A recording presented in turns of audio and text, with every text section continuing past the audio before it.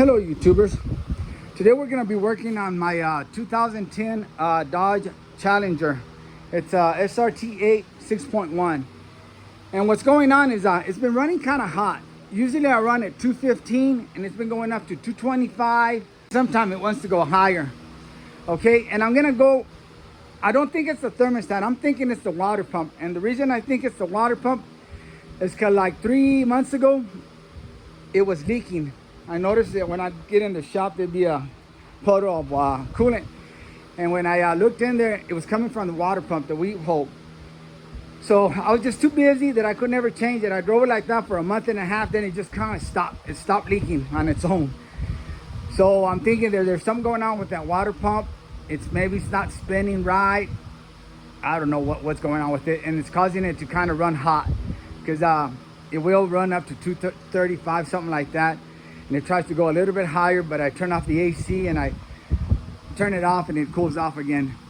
But I'm going with the cheapest fix right now, which is the thermostat. If that doesn't work, then I'm gonna replace the water pump and that should take care of it. But I'm gonna go ahead and wish it's the thermostat.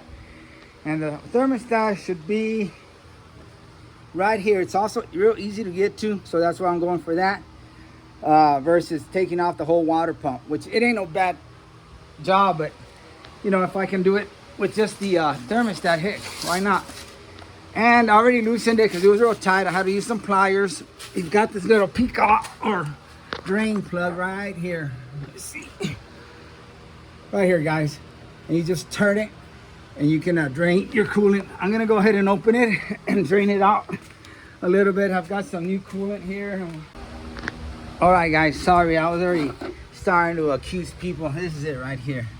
I couldn't find it. I had it over there and all of a sudden it's over here, brand new. So I'm gonna try that.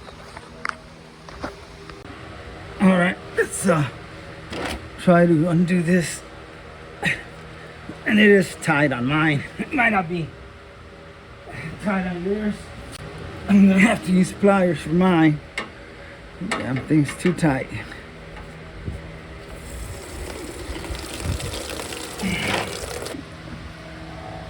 That's what that plug looks like. You can pull it completely out. In some vehicles, they'll just loosen up and let the coolant out, and you can tighten it back up. But this one came out completely, so set that there. All right, we're gonna start by removing that clamp, and you can use one of these tools or pliers, but I've got these, so I'm gonna go ahead and put these to use. All you do is line it up right there, and clamp on it like pliers. And those two little clips will grab onto it and squeeze the heck out of it, and then rock it back and forth all the way as far as you want it. And I want mine real far. Then kind of twist it, break that seal, and if you can't break that seal, you may need one of these tools. They sell different sizes, different shapes, and I'll try the small one. Just run it around the lip, break that seal, and voila. Let's get this out of the way. I use a lot of bungee cord. If this keeps getting in my way, I'll put some bungee cord on it. I'm gonna leave the pliers on it. And now it looks like we have maybe 13 millimeters on each side. All right, they are 13. Let's break it loose.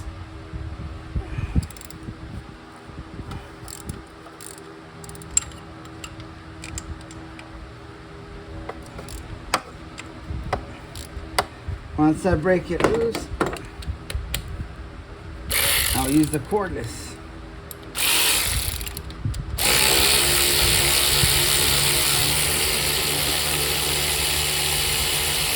Right now, actually, this one's working better than my Milwaukee.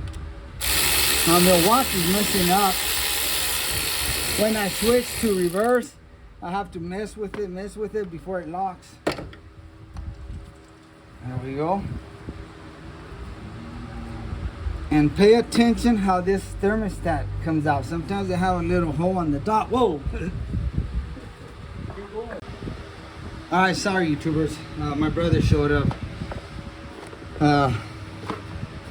where were we? Okay, just remember how this went in or how it came out.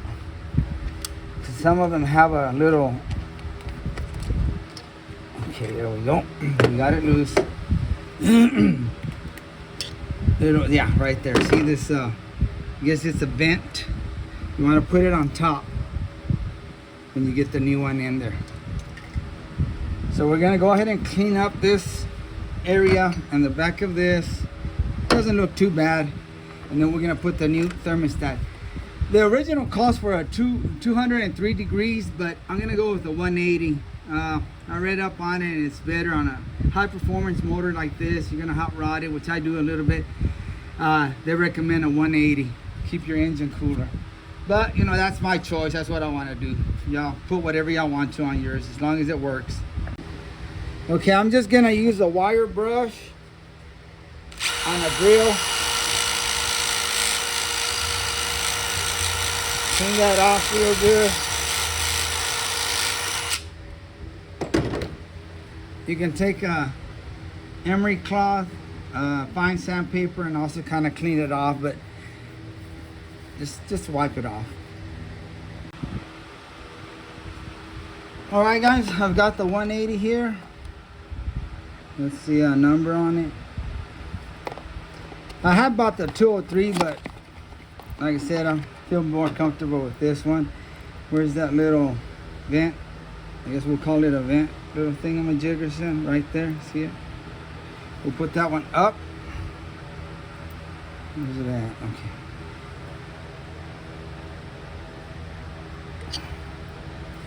So make sure it's up. Oop, let me get my hand out of the way. Just want to make sure it's in the up position. And you really don't need silicone. Some people do put silicone there. I've done it before, but I'm gonna not put any this time, and we'll see if it's gonna work, because this is actually what's gonna seal everything. And this little gasket is awesome. You don't have to deal with all that mess and stuff. Okay, and this, I guess it doesn't really matter which way it goes, but I had marked mine. I put a little scratch on it. I want to put it the way it came out. Put the little screws on it.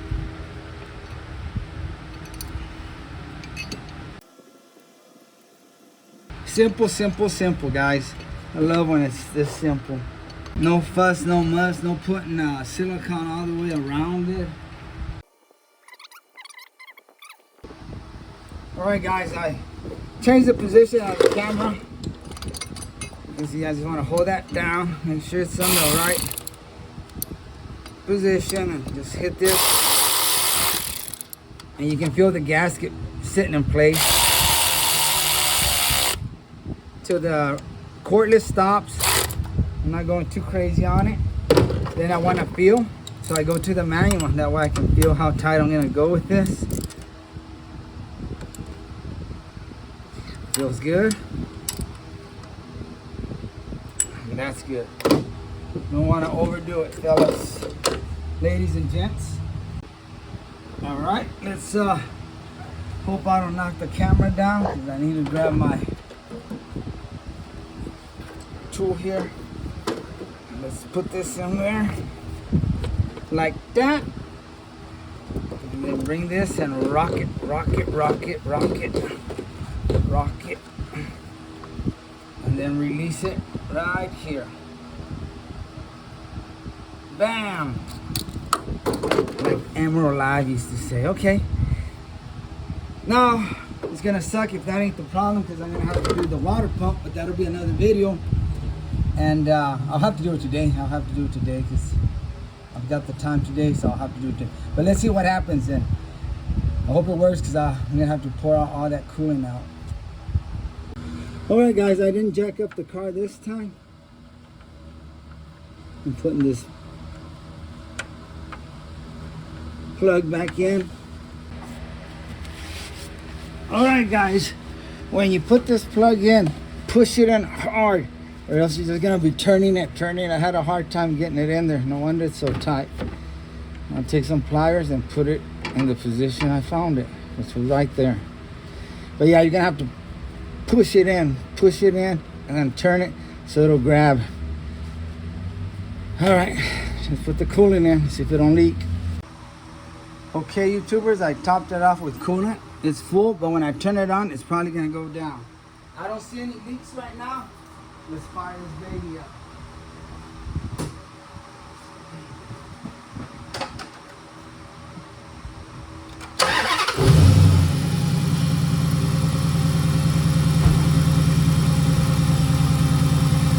Nope, still up there. Let's see if we're leaking anywhere around the thermostat. Nope. Bone dry.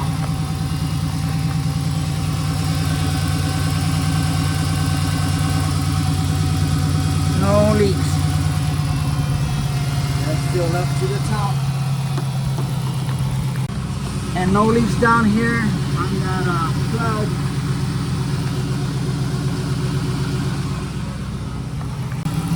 Okay, and like I always do in my cars, I'll let it run like this with this open.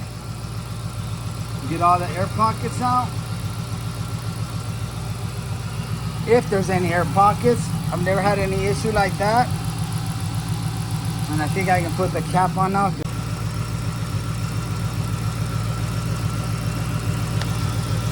All right, let's put everything up and we'll do the test run. To be honest with you guys, I don't think it was a thermostat. I think it's my water pump, so I might have to do the water pump. And this is a real neat light. I got it from Ollie's, $9. Works great. It's kind of durable. Flexes. It does the job. It has those little chains that fit perfect on these holes over here on the hood. All right. Oops, don't forget that.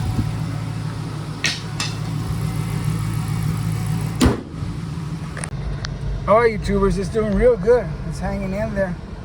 Hasn't even hit 215 yet. By now, it would have already gone up. Let's hot rod it a little bit, and we take off the traction control. Hold that down for about 7 seconds, and it'll pop up on there that it's completely off. And now, we'll see if it'll heat up when we get on it.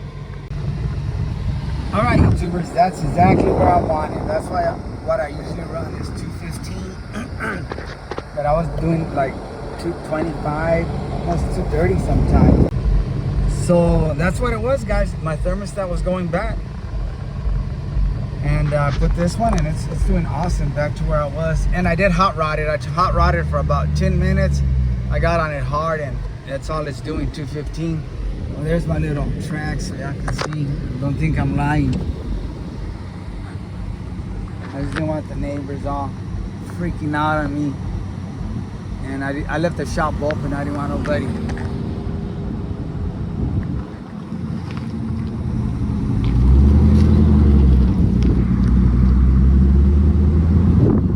All right, let's go back to the shop. I don't want to go too far and stay away too long and somebody come in here and steal all my tools.